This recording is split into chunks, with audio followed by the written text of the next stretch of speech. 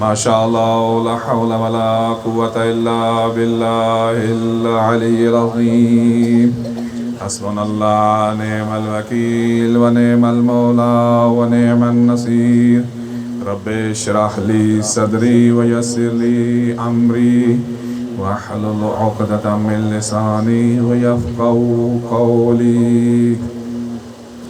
الحمد لله رب العالمين والصلاة والسلام على سيد الأنبياء والمرسلين أبي القاسم محمد وآله الطيبين الطاهرين المعصومين الذين أذهب الله عنهم رجس أهل البيت ويطهرهم تطهيرا.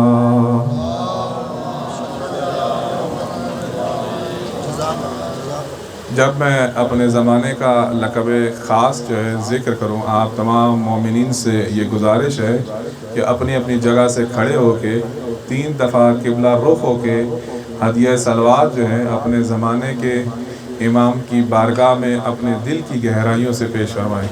خصوصاً علی الثانی عشر الذی بیمنہ رزق الورا وبوجودہ ثبتت الارض والسماء الحجة ابن الحسن القائم علیہ السلام. اللہم صلی علی محمد وآل محمد. اللہم صلی علی محمد وآل محمد. اللہم صلی علی محمد وآل محمد. واللعنة الدائمة على أعدائهم أجمعين خصوصا على الجبت والطاغوت واللات والعزى. أما بعد فقد قال الله تبارك وتعالى في كتابه الأعلى إن الذين آمنوا وعملوا الصالحات أولئك هم خير البرية. قال رسول الله صلى الله عليه وآله وسلم إن عليا وشيعته هم الفائزون. صلوات.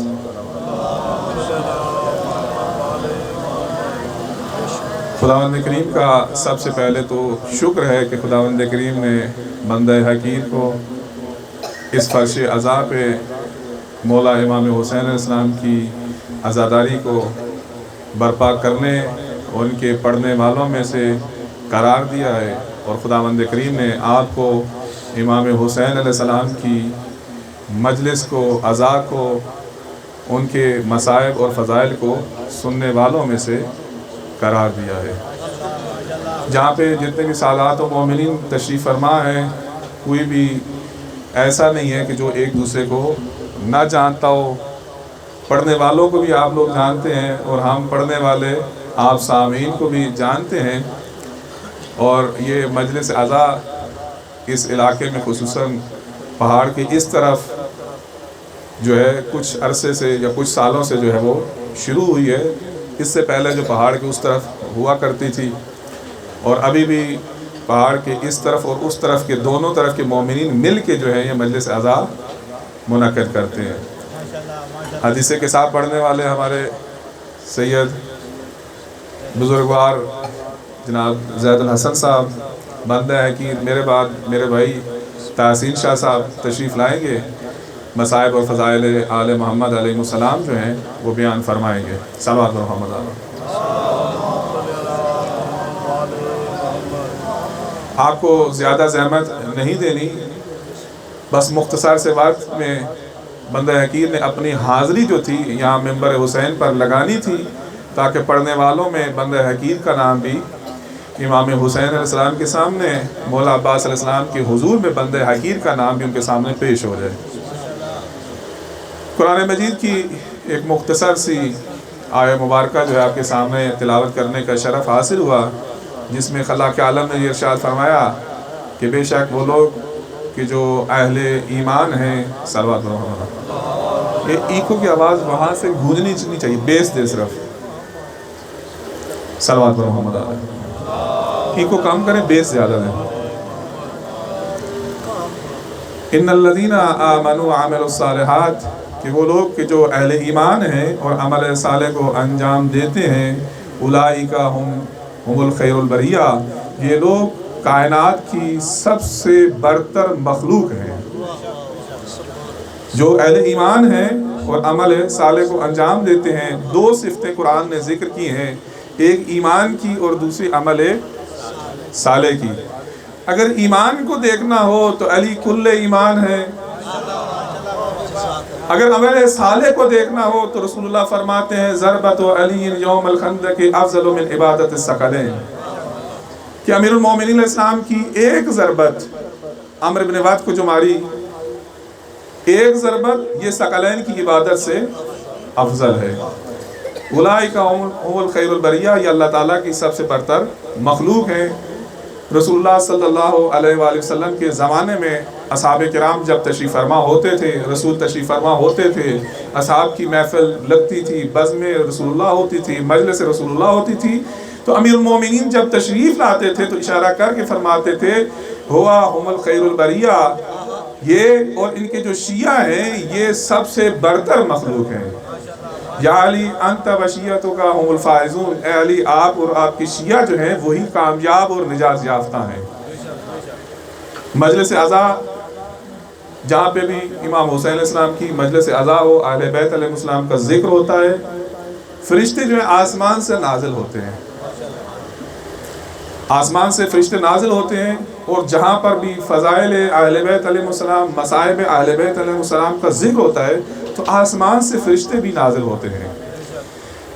اب فرشتے اس مجلس عزا میں، فرش عزا میں آتے ہیں، اور جب مجلس ختم ہو جاتی ہے تو یہ فرشتے بھی آسمان کی طرف واپس پرواز کر جاتے ہیں۔ یہ عرشی مخلوق جب آسمان سے آتی ہے تو اس وقت اپنے وجود کے ساتھ خالی ہوتی ہے، یہ خود نوری مخلوق ہے۔ فرشتے خداوند کریم کی نوری مخلوق ہے، انسان خاکی مخلوق ہے اس دنیا میں، فقط اہل بیت علیہ السلام جو ہیں وہ نوری مخلوق ہے۔ خداوند کریم نے سب سے پہلے ان کے نور کو خلق کیا۔ یہ فرشتے جو نوری مخلوق ہیں جب زمین پر آتے ہیں تو خالی ہوتے ہیں، لیکن جب اس مجلس عزا سے واپس جاتے ہیں تو ان کے نور کے ساتھ، ان کے وجود کے ساتھ ایک ایسی خوشبو ہوتی ہے کہ جو آسمان کے عرش کے دیگر ملائکہ ہیں یہ ان سے سوال کرتے ہیں اللہ کے فرشتے تم کہاں گئے تھے؟ تم کہاں گئے تھے؟ تو پوچھتے ہیں کہ بات کیا ہے؟ کہا کہ جب تم گئے تھے اس وقت اور تھے، اب آئے ہو اور ہو۔ کہا کہ کیسے؟ کہا کہ جب سے تم واپس آئے ہو تمہارے ساتھ ایسی خوشبو ہے، ایسا عطر یا عطر ہے کہ جو اس سے پہلے موجود نہیں تھا۔ تو اس وقت یہ فرشتے کہتے ہیں کہ ہم زمین پر گئے تھے، وہاں پر ایک جگہ مجلس عزا جو ہو رہی تھی، اہل بیت کا ذکر ہو رہا تھا، امیر المومنین علیہ السلام کا ذکر ہو رہا تھا، تو وہاں پہ ہم گئے ہیں، تو یہ خوشبو جو ہے ہمارے ساتھ یہ اسی مجلس کی برکت سے ہے۔ تو فرشتے پوچھتے ہیں کہ کیا ابھی تک بھی وہ مجلس باقی ہے؟ تو یہ فرشتے کہتے ہیں مجلس بھی ختم ہو گئی، مومنین بھی اپنے گھروں کو واپس جا چکے۔ تو فرشتے کہتے ہیں لیکن ابھی تک وہ جگہ تو باقی ہے جہاں پہ مومنین تشریف فرما تھے، تو ہم چاہتے ہیں اس جگہ پر کہ جہاں پہ مومنین تشریف فرما تھے تو اس جگہ پہ جہاں پر وہ بیٹھے تھے اس کی برکت سے، اس کی جگہ سے، فرش عزا سے اپنے آپ کو مس کرتے ہیں، اور وہ خوشبو اور نور جو ہے، برکت جو ہے ہم بھی حاصل کرتے ہیں۔ صلوات محمد علیہ۔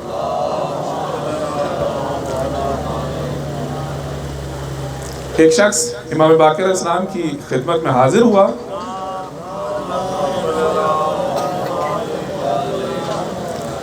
کہ مولا میں بہت زیادہ فقیر ہوں، میں بہت زیادہ تنگ دست ہوں، کھانے پینے کو کچھ نہیں ہے۔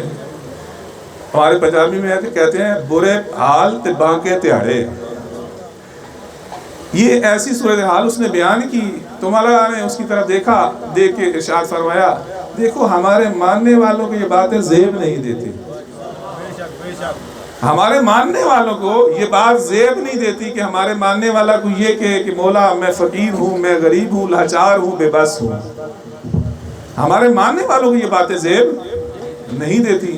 کہا مولا وہ کیسے؟ کہا کہ تو اتنا زیادہ امیر شخص ہے، تیرے جیسا دنیا میں کوئی امیر شخص نہیں۔ کہا مولا کیسے؟ مولا فرماتے کہ کیا ہماری محبت، ہماری ولایت، ہماری مودت کیا تیرے دل میں موجود ہے یا موجود نہیں؟ تو دس بستہ کرتے مولا اس سے بڑی تو کوئی نعمت نہیں، خداوند کریم کی سب سے بڑی تو یہ نعمت ہے، کیونکہ دوسری احادیث میں روایات میں خداوند کے اہل بیت علیہ السلام کا ارشاد ہے کہ جب بھی اپنے دل میں ہماری محبت کو، ہماری ولایت کی ٹھنڈک کا احساس کرو تو سب سے پہلے پروردگار کی پہلی نعمت پر شکر ادا کرو۔ راوی پوچھتا ہے یہ پہلی نعمت کیا ہے؟ تو کہا کہ یہ مودت، یہ محبت، یہ ولایت ہے، اس کے ساتھ پہلی نعمت یہ ہے کہ خداوند کریم نے تمہاری ولادت کو جو ہے وہ پاک اور پاکیزہ قرار دیا۔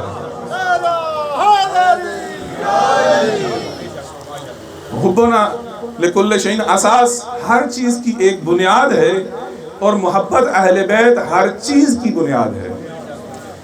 جب تک محبت اہل بیت نہیں، مودت اہل بیت نہیں، اس وقت تک انسان کی کوئی چیز جو ہے اس کی کوئی بنیاد نہیں۔ گھر کی بنیاد کس چیز پر ہوتی ہے؟ بنیادوں پر۔ بنیادیں نہیں ہیں تو گھر بھی نہیں ہوگا۔ انسان نمازیں پڑھتا رہے، روزے رکھتا رہے، حج ادا کرتا رہے، صدقہ و خیرات کرتا رہے، لیکن اہل بیت علیہ السلام کی مودت نہیں تو فرشتے اٹھا کے منہ پہ دے ماریں گے۔ بعض لوگ جو ہیں دوسروں کی نمازوں کو دیکھ کے، ان کو قرآن کو دیکھ کے، ان کی تلاوتوں کو دیکھ کے بڑے متاثر ہوتے ہیں، خصوصاً حج اور عمرے پر جب جاتے ہیں، لمبی لمبی نمازیں پڑھتے ہوئے مسجد نبوی اور مسجد حرام میں دیکھتے ہیں تو بڑا ان کا عجیب محسوس ہوتا ہے، یار یہ کتنی لمبی لمبی نمازیں پڑھتے ہیں، یہ کتنی زیادہ نمازیں پڑھتے ہیں، کتنی زیادہ قرآن کی تلاوتیں کرتے ہیں۔ امیر المومنین علیہ السلام رات کی تاریکی میں کوفہ کے اندر گشت لگا رہے تھے، ان کے غلام کمبر جو ہیں وہ ان کے ساتھ موجود تھے۔ ایک جگہ سے گزرے، گلی سے گزر رہے تھے، بہت دل نشین آواز میں، بہت پیاری آواز میں قرآن کی تلاوت ہو رہی تھی، قرآن کی تلاوت ہو رہی تھی۔ کمبر جو ہے یہ مولا کو کہتے ہیں، مولا کتنا خوبصورت آواز میں یہ قرآن کی تلاوت کر رہا ہے، کتنی خوبصورت آواز میں قرآن کی تلاوت ہو رہی ہے۔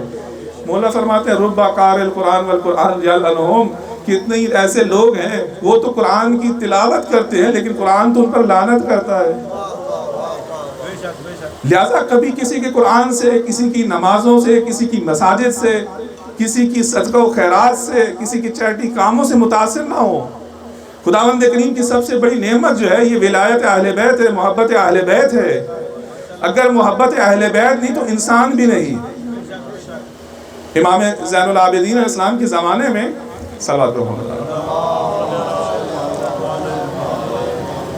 امام علیہ السلام کے زمانے میں امام علیہ السلام خانہ کعبہ کے اندر تشریف فرما ہیں اور لوگ خانہ کعبہ کا طواف کر رہے ہیں۔ امام علیہ السلام کو ایک صحابی آ کے عرض کرتا ہے کہ مولا کتنے زیادہ حاجی ہیں، ما اکثر الحجیج، کہ کتنے زیادہ حج کرنے والے ہیں، طواف کرنے والے ہیں۔ تو مولا فرماتے ہیں ان میں حاجی کم ہیں، ان میں حاجی جو ہیں وہ کم ہیں اور بھیڑ بکریاں دیگر جانور زیادہ ہیں۔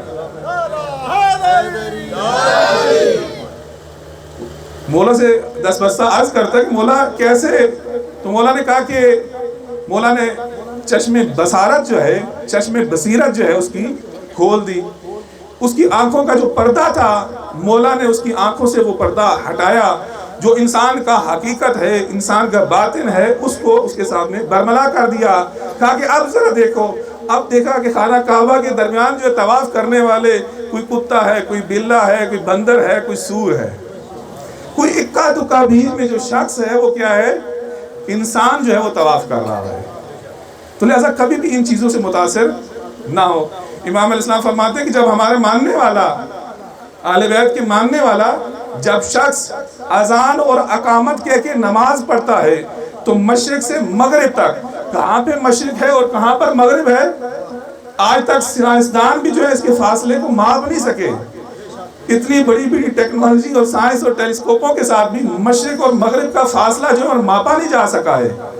امام السلام فرماتے ہیں کہ جب بھی ہمارا ماننے والا اذان اور اقامت دے کے نماز پڑھتا ہے تو مشرق سے لے کے مغرب تک اس کے پیچھے 2 فرشتوں کی قطاریں ہوتی ہیں جو اس کے پیچھے نماز پڑھتے ہیں، اور اگر فقط اقامت کے تو پھر ایک اس کے پیچھے صف ہوتی ہے. صلوات پر محمد علیہ. تو لہذا یہ کسی کی نمازوں سے اور ان چیزوں سے متاثر ہونے کی ضرورت نہیں ہے.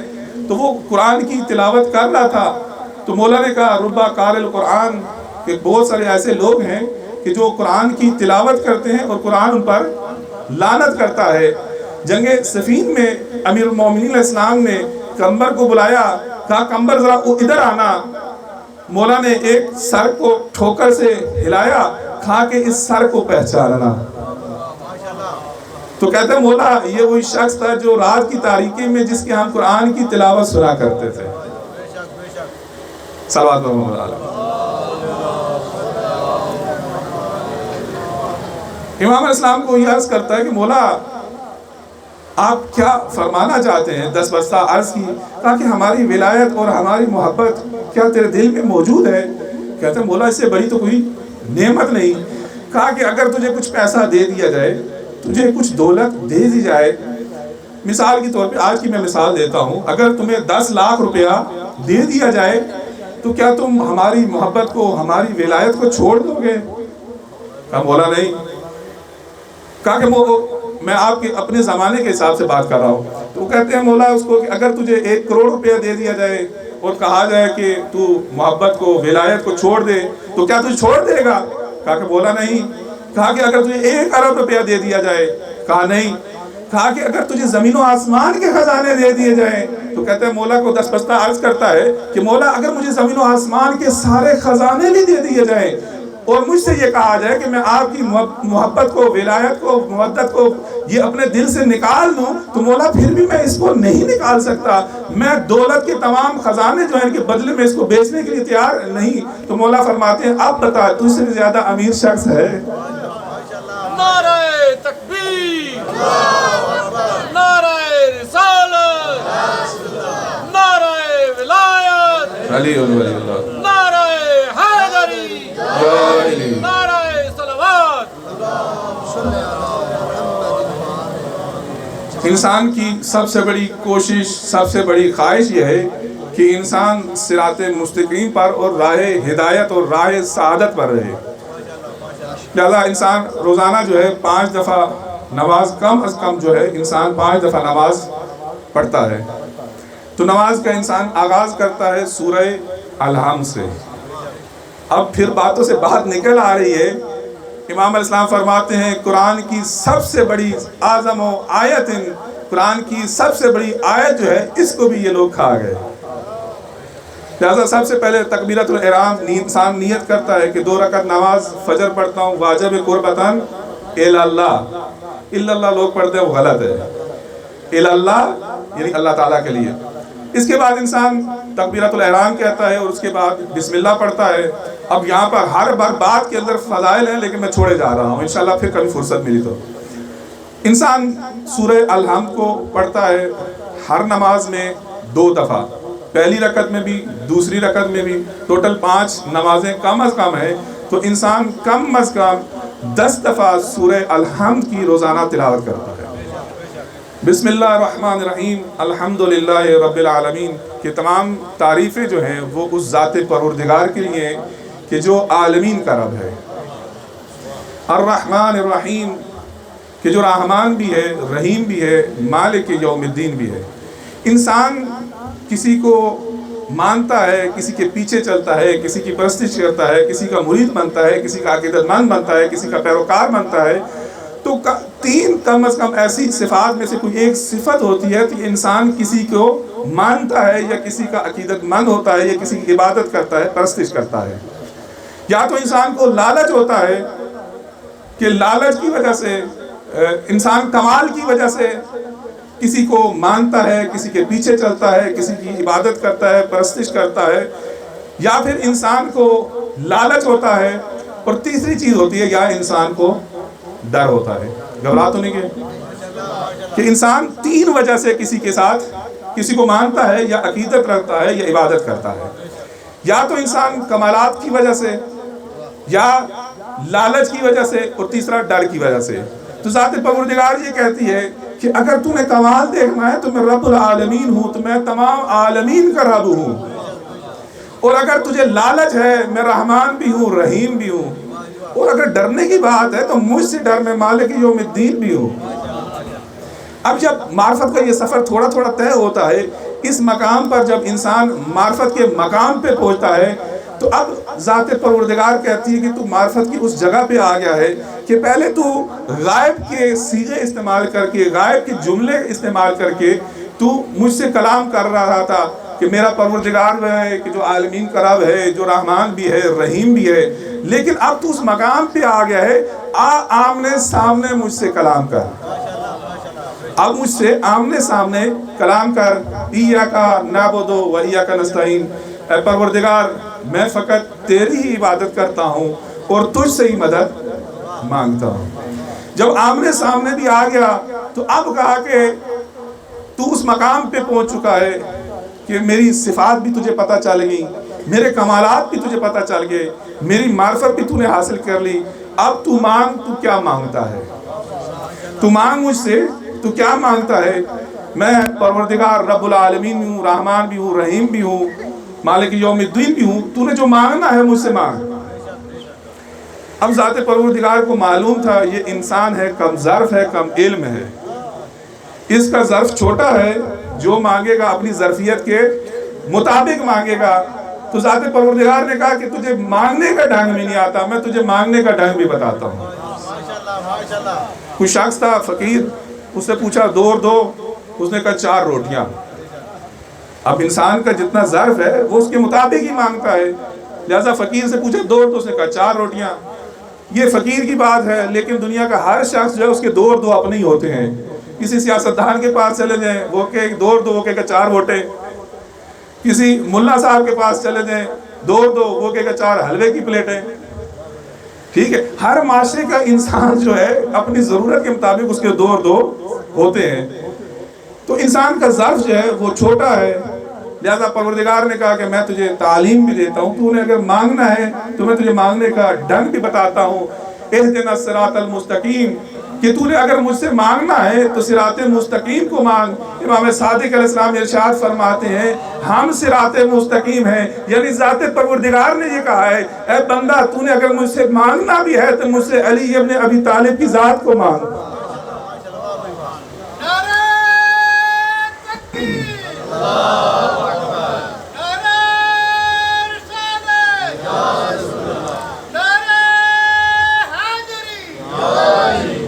صراط الذین انعمت علیہم غیر المغضوب علیہم ولا الضالین، وہ ان لوگوں کا راستہ کہ جن پر اللہ تعالیٰ نے نعمتیں عطا کی ہیں، جن پر اللہ تعالیٰ کی نعمتیں ہیں، ایسے لوگوں کا راستہ۔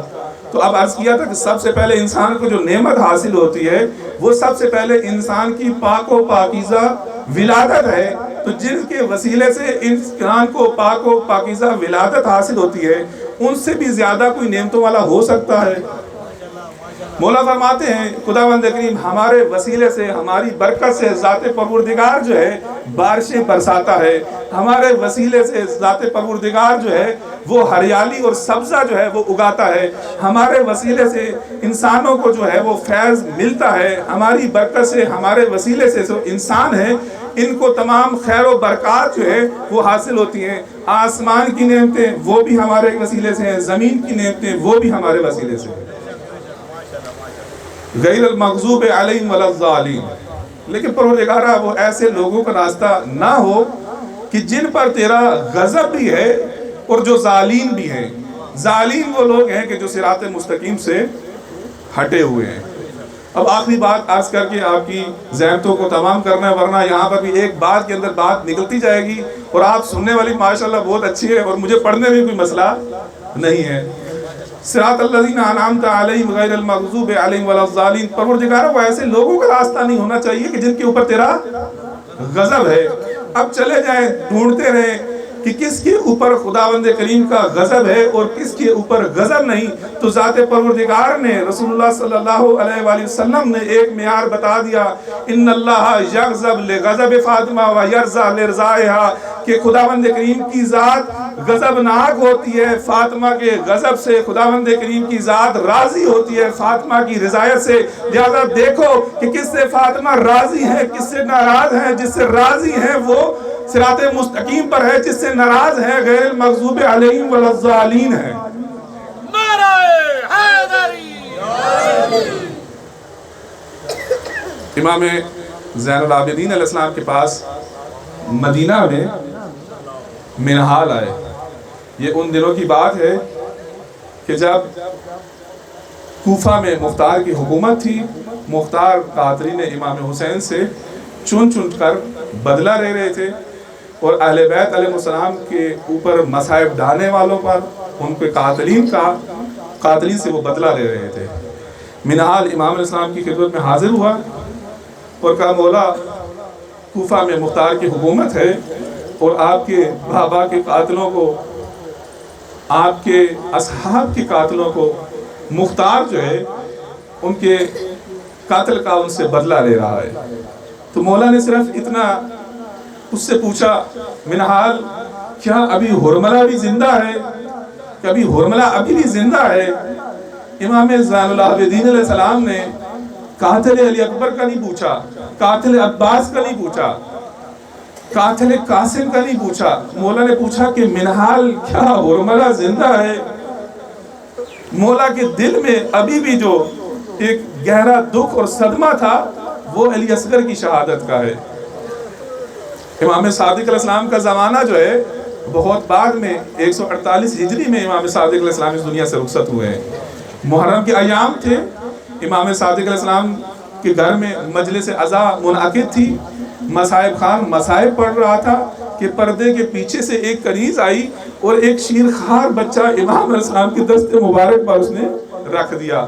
جیسے ہی وہاں پر بیٹھے مومنین نے امام علیہ السلام کے دست مبارک پر ایک شیرخوار کو دیکھا، ایک دودھ پیتے بچے کو دیکھا، تو تمام لوگوں کے اندر کوہرام برپا ہو گیا۔ امام معصومین علیہ السلام کے نزدیک علی اصغر کی شہادت بہت عظیم شہادت ہے۔ کبھی بھی معصومین علیہ السلام نے علی اصغر کی شہادت کو جو فراموش نہیں کیا۔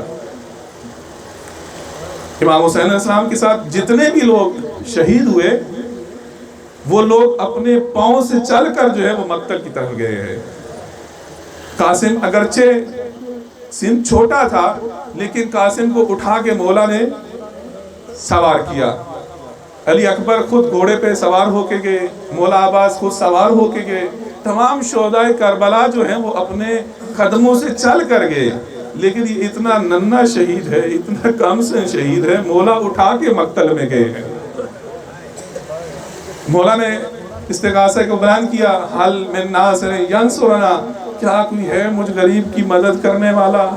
جب اس استغاثے کا بلند ہونا تھا، خیام کے اندر کوہرام بپا ہوا، گریے کی آوازیں بلند ہوئی، مولا خیام کے اندر واپس تشریف لائے، کہا بہن زینب، خیام کے اندر، خیموں کے اندر یہ شور کیوں ہے، یہ گریے کی، یہ رونے کی پکار کیوں ہے؟ بی بی فرماتی کہ جب سے آپ نے استغاثہ بلند کیا ہے علی اصغر نے اپنے آپ کو گہوارے سے گرا دیا ہے۔ اب مولا نے علی اصغر کو اپنے ہاتھوں میں لیا تو کتب مقاتل یہ کہتی ہے کہ جیسے پرندے کو ذبح کیا جاتا ہے نا تو اس وقت پرندہ پھڑ پھڑاتا ہے، تو علی اصغر مولا کے ہاتھوں میں ایسے تڑپ رہے تھے جیسے ذبح کیا ہوا پرندہ پھڑ پھڑاتا ہے۔ اب مولا لے کے علی اصغر کو مقتل کی طرف جانے لگے، روانہ ہونے لگے۔ بی بی پوچھتی ہیں بھیا علی اصغر کو لے کے کہاں جا رہے ہیں؟ کہا کہ میں چاہتا ہوں کہ قوم سے یہ کہوں، اس قوم سے کہ قوم اشقیا اگر قصور ہے تو ہم بڑے لوگوں کا ہے، یہ تو ننھا بچہ ہے، یہ تو شیرخوار بچہ ہے، یہ دودھ پیتا بچہ ہے۔ اب بیبیوں نے علی اصغر کو امام کے حوالے کیا، لیکن بیبیاں جانتی ہیں صبح سے مقتل میں جو بھی گیا وہ واپس نہیں آیا۔ امام علیہ السلام جا کے قوم اشقیا کے سامنے امام علیہ السلام نے علی اصغر کو اپنی عبا کے نیچے رکھا، کیونکہ گرم دھوپ آسمان سے جو برس رہی تھی، مولا نے علی اصغر کو اپنی عبا کے دامن میں لیا۔ پہلے تو یہ سمجھے کہ مولا قرآن لائے ہیں، قرآن کو بیچ میں واسطہ دے کے ہم سے کچھ مانگنا چاہتے ہیں۔ اتنے میں مولا نے علی اصغر کو اپنے ہاتھوں پہ بلند کیا، کہا دیکھو اگر قصور ہے تو بڑے لوگوں کا قصور ہے، یہ بچے تو بے قصور ہیں، ان کا کیا قصور ہے؟ اس بچے کا، اس کی بچے کی ماں کا دودھ خشک ہو چکا ہے، 3 دن سے اس نے کچھ پیا نہیں ہے۔ امام اسلام فرماتے ہیں کیف یتلذذ صبی، یہ بچہ جو ہے، یہ شیرخوار جو ہے، اس کی حالت ایسی ہے، عرب زبان کے اندر، لغت کے اندر جب ایک مچھلی کو پانی سے نکالا جاتا ہے تو مچھلی جو ہے وہ تڑپتی ہے، تڑپتے تڑپتے اس کی تڑپ ختم ہو جاتی ہے، اور اس کے بعد مچھلی جو ہے اس کے ہونٹ کھلتے ہیں اور بند ہوتے ہیں۔ امام اسلام فرماتے ہیں کہ یہ علی اصغر میرا ایسا ہو چکا ہے کہ جیسے مچھلی کو پانی سے باہر نکالے، وہ تڑپتی ہے اور اس کے بعد اس کی سکت ختم ہو جاتی ہے تو اس کے ہونٹ جو ہے کھلتے ہیں اور بند ہوتے ہیں۔ آپ سب اولاد والے ہیں، سب کی اولاد ہیں، سب کی اولادیں بڑی ہوئی ہیں، اپنے سامنے آپ کی اولادیں، آپ کے بچے جو ہیں بڑے ہوئے ہیں۔ جو چھوٹا بچہ ہوتا ہے، شیرخوار بچہ ہوتا ہے، اس کو کسی گلاس میں پانی نہیں پلایا جاتا، اس کو کسی چیز میں پانی نہیں دیا جاتا، اس کو چمچ میں بھی پانی نہیں دیا جاتا۔ آپ کو معلوم ہے مائیں جو ہے انگلیوں کے پوروں کے ساتھ اس کو پانی دیا کرتی ہیں، یعنی چند بوندیں جو ہیں وہ کافی ہوتی ہیں، چند قطرے جو ہیں شیرخوار بچے کے، دودھ پیتے بچے کی پیاس بجھانے کے لیے وہ کافی ہوتے ہیں کہ اس کی زندگی جو ہے وہ چند بوندے اور چند قطرے جو ہے اس کی جان بچ جاتی ہے۔ اب جب اشقیاء نے دیکھا علی اصغر کے جسم کو کہ ان کے منہ کو کہ وہ منہ کھولتے ہیں اور بند کرتے ہیں، عمر سعد کے لشکر میں کچھ لوگوں نے کہنا شروع کیا کہ یہ تو چھوٹا بچہ ہے، اس کے ساتھ ہماری کیا جنگ ہے؟ تو اب دیکھا کہ اس کا لشکر تقسیم ہو رہا ہے تو اس وقت ہرملہ سے یہ کہتا ہے کہ ہرملہ حسین کے کلام کو قطع کر دے۔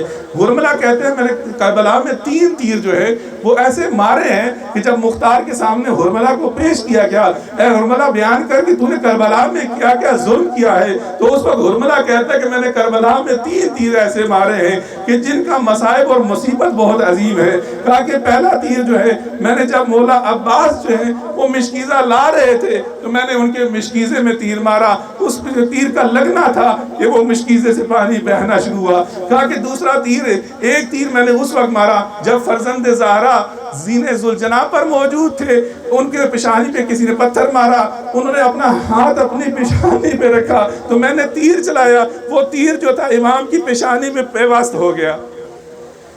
کہا کہ تیسرا تیر جو ہے میں نے اس وقت مارا کہ جب حسین نے اپنے 6 ماہے کو، 6 ماہ کے بچے کو اپنے ہاتھوں پر بلند کیا تھا۔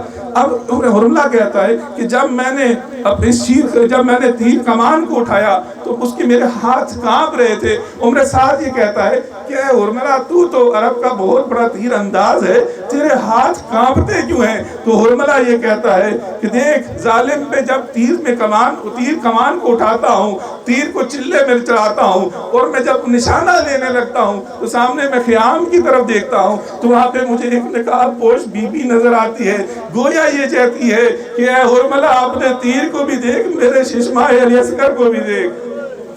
اتنے بھی اس ملعون نے تیر چلایا۔ کتب مقاتل یہ لکھتی ہیں فَذُوبِحَ الرَّزِی فَذُوبِحَ الطِّفْلُ مِنَ الْأُذُنِ إِلَى الْأُذُنِ، ایک کان سے لے کے دوسرے کان تک علی اصغر شہید ہوئے۔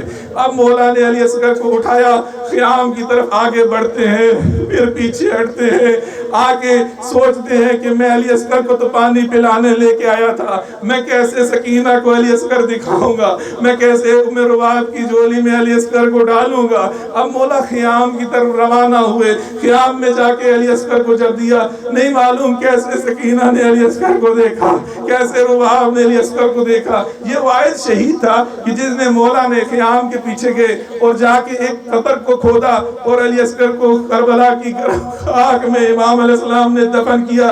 لیکن عصر عاشور عمر سعد جب سب کو شہید کر چکا، کہا کہ دیکھو سر تو 72، شہید تو 72 ہیں، سر 71 ہیں، یہ 72واں سر کس کا ہے؟ کہا کہ ہم نے دیکھا کہ حسین خیمے کے پیچھے کسی کو شاید دفن کر رہے تھے۔ تو عمر سعد یہ کہتا ہے کہ نیزوں کو لو اور زمین کربلا میں مارنا شروع کرو۔ اب زمین کربلا میں اشقیاء نے نیزوں کو مارنا شروع کیا۔ اب زمین میں یہ خیمہ، زمین کے اندر یہ کربلا کربلا کی نیزے مار رہے ہیں اور قیام میں سکینہ دیکھ رہی ہے، بچے دیکھ رہے ہیں. بس میں ایک ہی جملہ پڑھ کے چھوڑ رہا ہوں کہ ایک دفعہ ایک نیزے کا بلند ہونا تھا، نیزہ بلند ہوا، علی اصغر کا لاشا نیزے پر تھا.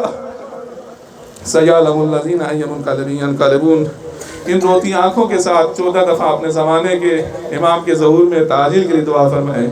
اللہم عجل لولیک الفرج، اللہم عجل لولیک الفرج، اللہم عجل لولیک الفرج، اللہم عجل لولیک الفرج، اللہم عجل لولیک الفرج، اللہم عجل لولیک الفرج، اللہم عجل لولیک الفرج، اللہم عجل لولیک الفرج، اللہم عجل لولیک الفرج، اللہم عجل لولیک الفرج، اللہم عجل لولیک الفرج، اللہم عجل لولیک الفرج، اللہم عجل لولیک الفرج، اللہم عجل لولیک الفرج. واجعلنا واولادنا من اوانی منصار والمستشہدین بین یدیک. بارہلا صاحب خانہ جتنے سادات و مومنین تشریف فرمائے، ان کے جو بھی مرحومین اس دنیا سے رخصت ہو چکے ہیں انہیں جوار معصومین علیہ السلام میں جگہ عطا فرما، انہیں ائمہ معصومین علیہ السلام کے ساتھ معشور فرما. بارہلا صاحب خانہ جتنے مساعدات مومنین تشریف فرمائے سب کے رزق و روزی میں اضافہ فرما، ان کے گھروں میں خیر و برکت نازل فرما. ان کے گھروں میں جو بھی شخص مریض ہے بارہلا سے بیمار کربلا کا صدقہ شفائے کاملہ اور اجر عطا فرما. جو بے اولاد ہیں انہیں اولاد نرینہ صالح عطا فرما. جو بے روزگار ہیں انہیں روزگار عطا فرما. جو با روزگار ہیں ان کے روزگار میں خیر و برکت نازل فرما. جو تنگ دست ہیں ان کی تنگ دستی کو دور فرما. جو مقروض ہیں ان کے قرضوں کو ادا فرما. جو بے گھر ہیں بارہلا ان کو گھر عطا فرما.